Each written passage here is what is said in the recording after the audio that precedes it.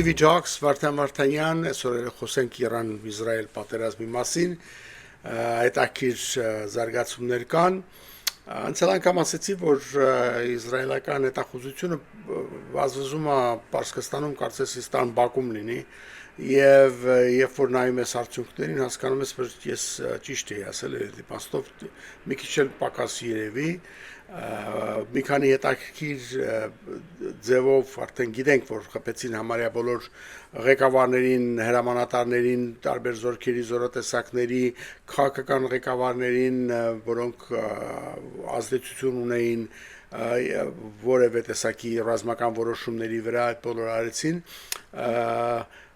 այդ իրենց այաթոլլային չխփեցին, այնել որտեվ ասում են, թե Տրամպը շատ էր խնդրել, խիստ կասկածում եմ, որովհետև այսօր միգուցե այսօր դուրս եկավ Նաթանյահուն ասաց, որ չեմ բացառում, որ կխփենք Իրանել, բայց խփեցին, բժշկյանին չխփեցին, Իսրայելից անալիտիկներն ասում են չխփեցին, որտեղ ինքը շատ բան չի որոշում։ Եվ երբ որ բոլորին սպանենք վերջացնենք, պետք է նստենք արդեն պարտվածների հետ բանակցելու, դե գոնե մեկը պետք է լինի, էլի ձևական, որ ինքը երկրի պրեզիդենտն է, թող լինի, որ իր հետ խոսանք, այսինքն իբրև մենք ենք որոշել, որ իրան չսպանենք, դա իր իսրայելական անալիստներն են ասում, ես չեմ ասում։ Բայց ամենահետաքրքիր բաներից մեկն էր, որ ինչպես կարողացան անել կամ իմանալ, որ այդպես լինելու է, բոլոր տեսակի ուրեմն օդային ուժերի, հակաօդային ուժերի, հրթիռային ինչ-որ հրետանու, բալիստիկ հրթիռերի հրամանատարություն, դրոնների, ինչ-որ թռնում, ամեն տեսակ, բոլոր տեսակի զինատեսակներ, բոլոր հրամանատարներին ինչ-որ հավաքել էին մի բունկերի մեջ խորհրդակցության և հենց այդ ժամանակ Իսրայելը խփեց ու բոլորի միանգամից սպանեց։ Հիմա իրանք էին դրանց համոզել իրանց հետախուզության ներդրած մարդկանցով, որ բոլորին կանչեն այդտեղ, թե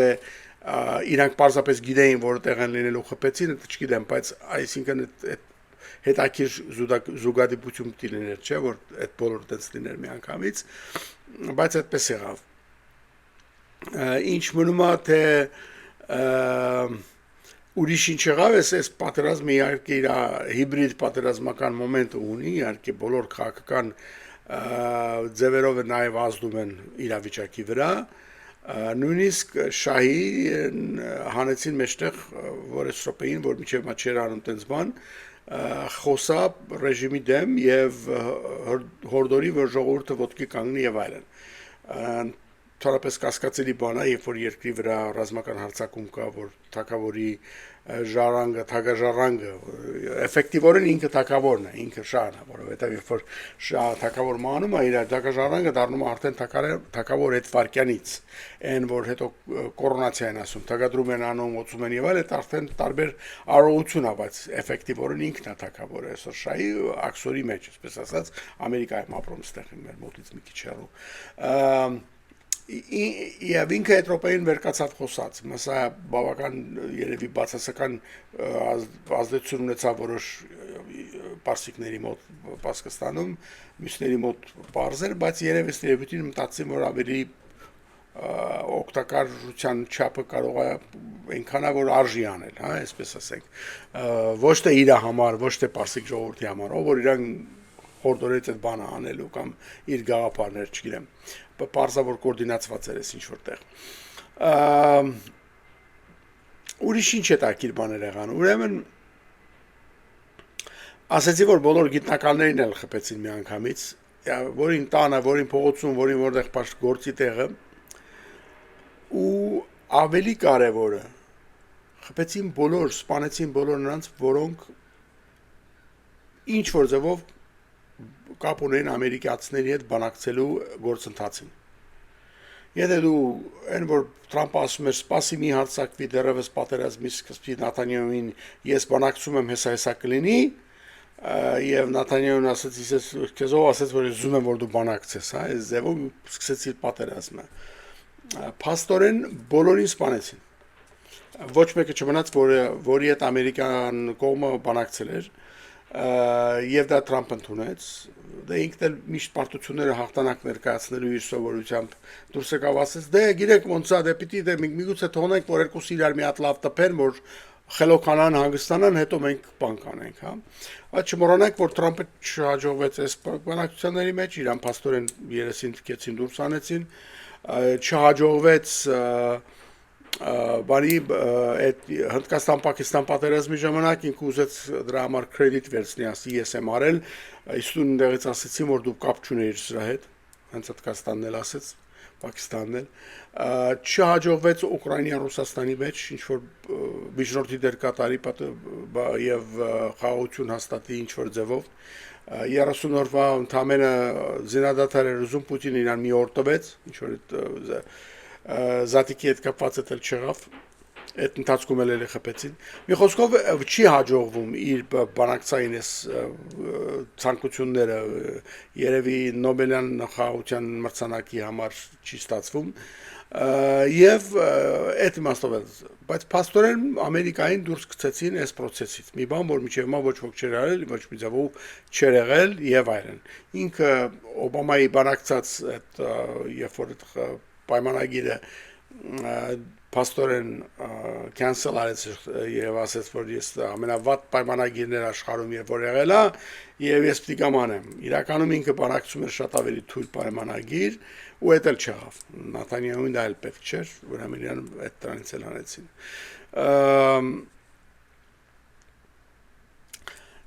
Նաթանյահուն այս բոլոր անելուց հետո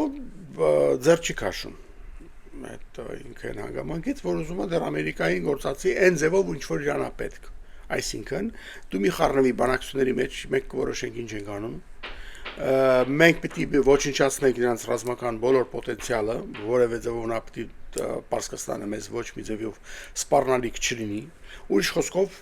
Պարսկաստանը լինելով նաև բազմազգ ասենք ինչ որ պետություն ինչպես ասենք Իրաքներ, չգիտեմ, Սուրիաներ, պիտի Իրաքի Սիրիայի ստատուսի գա, այսինքն վերածվի լրիվ քաոս, լրիվ մասնատված, լրիվ աղքատացած, ռմբակոծված, այսպես մի հատ վիճակ, ինչպես իրենք ասեցին, ուզում են լրիվ տերորիստական երկիր դառնալ, դա չի հուզում իրան, Երուսաղեմ փոստի մեջ հոդված կար սրանից մի քանի տարի առաջ, տպված, որտեղ ասում էր, որ ոչ մի տերորիստական պետություն չի կարող Իսրայելին սպառնա, իրենք կարող են սպառնալ միայն ուժեղ կազմակերպված պետությունները։ Այդ պետություններն են Իրանը, Իրաքը եւ Սիրիան։ Իրաքի Սիրիայի հարցը լուծվեց, իրանք վերածվեցին այսպես ասած failed state-ի հաջողված պետությունների ու մնացել էր Պարսկաստանը։ Պարսկաստանի դեպքում էլ չէր ուզում Ամերիկան խառնվել, երկուսի դեպքում խառնվեց, ոչ մի դեպքում ուրեմն դե ասում են դու կարող ես ուզում, բայց տեսնենք հələ որ ոնց կլինի։ Այստեղ իհարկե այդ բանը բոլորը հասկանում են Պարսկաստանն էլ հասկանում Եվ դրա համար նաև չի ուզում այլևս բանակցի Ամերիկայի հետ ասելով որ քո բանակցածը ոչ մի արժեք չունի դու չես որ ստեղ որոշում ես մենք կարող ենք քեզ հետ մի բան համաձայնենք բայց Իսրայելը կանի ինչ որ իրան ուզում է երբ ուզում է եւ առանց նայելու քո բանակցած ստորագրած որևէ թղթի կտորի վրա այս իմաստով Ամերիկայի ստատուսը շատ ցածրացավ իջավ եւ Դերևս չի վերջացել, սենց ասեմ, հա, դերևս։ Հիմա ինչ ձևով կարող է բանանի, Ամերիկան ոչ մի ձևի չի ուզում մտնի պատերազմի մեջ, ասում են դե որ չես ուզում մտնես, դե լավ, այդ ռումբը տուր, որ մենք կանանք այդ բունկերները խփենք։ Ռումբն էլ տուրն էլ բավական չի, որտեվ եթե նույնիսկ եթե այդ GBU այդ 58-ը ինչ է, այդ ռումբը տա, Իսրայելը չունի այդ օթանավը, որ կարող է այդ ռումբը տանի։ Դա նշանակում է, որ Իսրայելը պիտի նաև ստիպի, որ Ամերիկան իր օթանավով իր ռումբը տանի գցի Պարսկաստանի, ինչ ասենք, այդ միջուկային այդ հարստացման այդ գործարանների վրա, որը ընդհանրապես նա չի ուզում անի, միլիոնակամ ասել են չի լինելու, նրանք ասում են դա կտեսնենք։ Լինելու է թե չի լինելու, այսինքն կախված է նրանից, թե քեզ ինչ դրության մեջ կդնենք հիմա։ Ու Այս վիճակում շատ բոլոր իմաստով տուժված են։ բոլորն են դժվար այդտեղ նույնիսկ չի կարելի ասել որ Իսրայելը հասավ իր բոլոր նպատակներին իհարկե չի բոլորը գիտեն բոլոր դա չի վերջացել օպերացիան 4 օրվա օպերացիա չէր ոչ 5 օրվա դա 2 շաբաթվա օպերացիա չենք ասում որ իրանք են ասում դա իդեպ ասեմ հետևաբար դեռ վերջացած չի ոչ մի բան եւ այդ ինչ կկատարվի եւս մի շաբաթ հետո 10 օր հետո այդ աստված գիտի արդեն այդ պլանների մեջ ինչ կա չգիտենք մենք բայց տեսնենք ինչ վերաբերում է Ադրբեջանին մի հատ անդրադառնամ դրան Իսրայելը լրիվ ասում են ձևով գործածեց այդ հնարավորությունը տալով ինչ որ զենքեր եւ հետախուզական տվյալներ Ադրբեջանին հանդեպ Հայաստանի եւ նաեւ դրանով տալով ինչ որ միջազգային քաղաքական կարեւորություն որպես անկախ խաղացողի ինչ որ ձևով տալով նաեւ անկախություն եւ ոնց ասեմ ասենք այդ ձևի լավ Ռուսաստանի հանդեպ եւ Թուրքիայի հանդեպ ոչ մի դեպքում ես չեմ կարծում որ սա մոռացվելու է Պարսկաստանի կողմից իրար հետ միասին ռազմախաղեր են անում չգիտեմ ջանջիգար են ասում իրար Պարսկաստանը իրան շնորհավորում է որ երկիրը միացրեց Արցախը վերցնելով եւ այլն ու հետո իրանք sense բան են անում ես Պարսկաստանը մի օր կհիշացնի իրան դրա մասին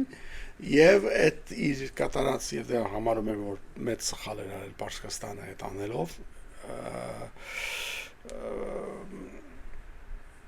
ինքը չկարողացավ Պարսկաստանը 44 օրվա պատերազմի ժամանակ մեծ խոսած որ իր համար կարմիր գծեր գոյություն ունեն բայց ոչ մի քայլ չարեց խոսալու ցենկում Եվ որ ամեն ինչ վերջացել էր, փորձեց ինչ որ հարաբերությունները լավացնել եւ ինչ որ բաներ ստանալ հավաստիացումներ Ադրբեջանից։ Հետո տեսանք, որ ոչ մի բան չստացավ այն իմաստով, որ Իսրայելը լրիվ ելք ու մուտք ունի Ադրբեջան, ներառյալ sense Արցախը գրաված հողերը վերցնելով տեղից սկսեցին իրանց ինչ որ պետք է անել, օդանավակայաններ սարքել, սարերի վրա ինչ որ պետք է դնել եւ այլն, դեղից զենք տանել, հետախուզական տվյալներ վերցնել, լրտեսներ ուղարկել, ասենք թե սպեցնազ եւ այլն։ Այս բոլորը արդեն Պարսկաստանում հասկացել են որոշ բաները որտեղից եկավ հասկացել են որտեղից եկել հիմա սա երբ կկարողանան շուր գալ եւ պատասխան տալ դա արդեն տարբեր հարց որ ռեժիմը կանի դա էս ներկա ռեժիմը մոլայական թե հաջորդ ինչ որ մի բան կլինի այդ էլ տարբեր հարց ես չեմ կարծում սա մոռացվի ընդհանուր առմամբ գիտեք ինչ շատ անգամ մենք բոլորս վստահում ենք որ այս իրենց շահերը բայց այսպես են ինչու պիտի sense բան անի այո իրանց շահերը որ նայում ենք շատ ճիշտ է պետքա մեզ հետ լինեին եւ մեզ պետքա պաշտպանեին բայց տեսնում ենք երբ որ գալիս է գործին ժամանակ այդ հանգարց չեն անում որովհետեւ վերջի վարքյանին դիմացի կողմը մի հատ խայծ է ներկայացնում մի հատ մի բան է ներկայացնում որ շատ դժվար է մերժել որտեղ մի շատ իրան պետք է այդ րոպեին կամ իր համար շատ գայթակղիչ լավ բան է կամ այնպեսի դրությանը մեջ է ինքը որ կտուժվի եթե չասի օքեյ դեմ չեն անել եւ այլ չգնա այդ իրանց առաջարկած ճանապարհով տակտիկական կոնտրոլն էլ պետք է ունենալ այդ հարցերում միայն ստրատեգիական երկար այսպես հաշվարկները բավական չեն, հա, այդ երբ որ նստում ես դրանց վրա եւ ոչինչ չես անում, ոչ մի քայլեր, որպեսզի այդ վարքյանին դու իր շահերի հետ միշտ համահունչ լինես կամ իրան պահես, որովհետեւ ինչ որ մեծ պատկերի մեջ նա պիտի քո հետ լինի, որ նա չի ուզում կորցնի, ես չգիտեմ, ճանապարհը դեպի Եվրոպա, բաման, տենց հետևանքներ լինում են։ Ակտիվ դիպլոմատիա եւ ակտիվ հետախուզությունը դրանք բաներ են, որոնք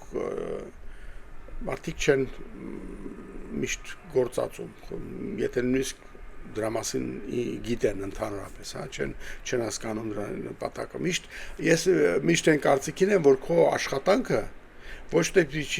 դա absolute արժեք չի։ Դու ինչ ես արել։ Դա միշտ համատության մեջ է դիմացինի աշխատանքի հետ։ Եթե ես լավ բանակցություններ եմ տարել ինչ-որ միտեղ, դա ոչ մի չի նշանակում։ Ինձ վրա շպտացել են ջանջիկեր են կասել, չգիտեմ ինչ, դու բաժակ են խփել եւ դա ոչ մի չի նշանակում։ Նայես դեն ուրիշը ինչ արել այդ նպատակով։ Նրա հետ ինչ է խոսացել։ Կամ նրա դեմ ինչ ուրիշ ուժերա քո թշնամին հավաքել, ինչ լծակներ ունի դրա դեմ։ Ամեն քո դիպլոմատիան միշտ համատական է, քո ռազմական ուժերը միշտ համատական են, քո ստրատեգիաները միշտ համատական են, քո հետախուզական աշխատանքը միշտ համատականի մեջ է, այսինքն համատվում է թշնամու արածների հետ։ Դու մի բան ես անում այսօր, որ դա հոյակապա բոլոր հարցերին պատասխանում է, վաղը արդեն չի պատասխանում։ Նշանակում է քո արածը բավարար չի։ Այս որպես ընդհանուր սկզբունք եմ ասում, հա, այդ վնաց համար, որոնք մենք այս աշխատանքն ենք անում Բրուսելում, չգիտեմ որտեղ ինչ եւ այլն։ Անում ես լավ ես անում, այդ չտեսնված է։ Դու ինձ ասելու հետ միասին ասա դիմացինդ ինչ էր արել։ Նա ինչ համաձայնություններ ունի, նա ինչերի է հասել, եւ դրա դեմ դու ինչ ես արել, ինչ ես կանգնացրել։ Դու ինձ մի ասա, դու ինչ ես արել ու վերջացրու դրանով, հա, այդ մոմենտը կա, որ մարդիկ չեն անում, որովհետեւ կա թվում է թե իրենց արածը ինչ որ ինքնուրույն արժեք է, ինքնուրույն արժեք չկա պետական անվտանգության հարցերում, չկա տենց բան, գոյություն չունի։ Նա գլխից հարեց կարեք թափեք դուրս այդ մտածելակերպը ընդհանրապես, okay? Եթե ինչ որ մեկի դեմ դու ատրճանակ ունես, իսկ ինքը քո դեմ 16 հոգի ունի ատրճանակները, դու ոչինչ չունես, դա պետք է հասկանանք, այդ նույն բանն է։ Բայց եթե նա ոչինչ չունենա, դու իհարկե դու զինված ես, դու շատ ուժեղ ես։ Ամեն ինչ համացան մեջ է, այդ եմ ուզում ասել։ Այն անցնենք առաջ։ Հիմա այս ասելով են է, որ Ադրբեջանը կարողացել է այս րոպեին իր հաշվարկով իր մեր բոլորի հասկացած, որ պարսկական շահին չի, որպեսզի կորցնեն Զանգեզուրի Միջանցք հանգարց անցնի ռուսների կամ թուրքերի կամ ադրբեջանցիների, այդ շատ ճիշտ է, շատ ապրես։ Բայց եթե հանգարց վաղը մի նենց վիճակում լինին, որ հիմա նայում ենք Պարսկաստանը այն վիճակում լինի, որ իրան առաջարկվի դու չես բողոքելու այդ Միջանցքի դեմ, դրա փոխարեն մենք քեզ թույլ ենք տալիս, որ դու շնչես, ինքը պետք է ասի դե ես չեմ կարող չշնչեմ։ Սա մասին եմ խոսում։ Իսկ դու ինչ ես արել այս րոպեին, որպեսզի այև որ իր քիթը բռնեն, դու չկորցնես այդ Միջանցքը։ Ես այս մոմենտի մասն եմ ուզում ասեմ, այս ասեցի արդեն, վերջ, չեմ ուզում երկարացնեմ, բայց խնդիրը շատ վտանգավոր է այդ իմաստով։ Ես ռադիոակտիվ նյութերի մասին չեմ այդքան մտածում, ճիշտ ասեմ ձեզ, ինձ համար սա է ավելի վախենալուն, ավելի վտանգավորը, որովհետև երբ որ մի կողմը քո դաշնակիցը, քո եթե ոչ դաշնակիցը քո թշնամին ասենք, հա, շատ ներն անգնում, պետք է հասկանալ, որ քո դիրքերն են թուլանում։ Եվ այս րոպեին այդ իմաստով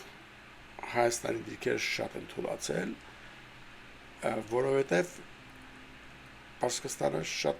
նեղ վիճակում մեջ հանգել։ Հիմա, այս չեմ ասում, ամիջ կորացա։ Ես ասում եմ, որ նայած ոնց կվերջանա այս ամեն ինչը։ Եթե հանգարց մի վարկյան մտածեք, որ իրապես լինի, որ չեմ կարծում լինել, բայց ասենք մի վարկյան, Պարսկաստանում փոխվի ռեժիմը,